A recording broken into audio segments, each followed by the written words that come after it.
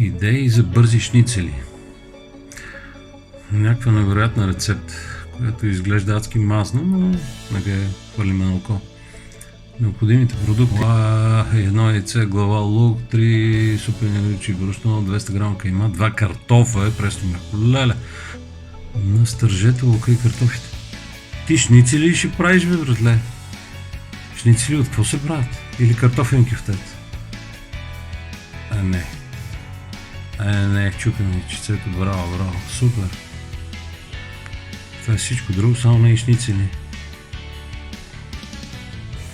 При положение, че ползваш и ръкавички, сега остана го разбъркаш.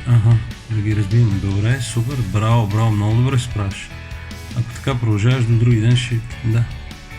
Ако ползваш тези ръкавици, наистина, можеш спокойно да хванеш и да разбъркаш нещата с ръчички.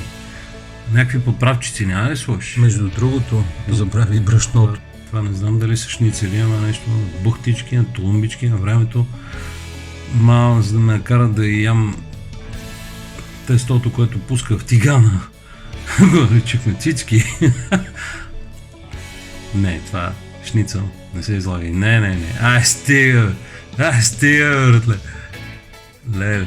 Това може да е всичко друго, само не е шницел. Иначе като рецепта, ако сложиш малко подправки, ще е супер. Защото така, без подправки, нищо не бъхти, брат.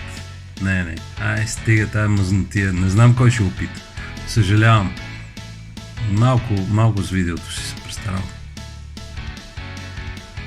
Успех с другите.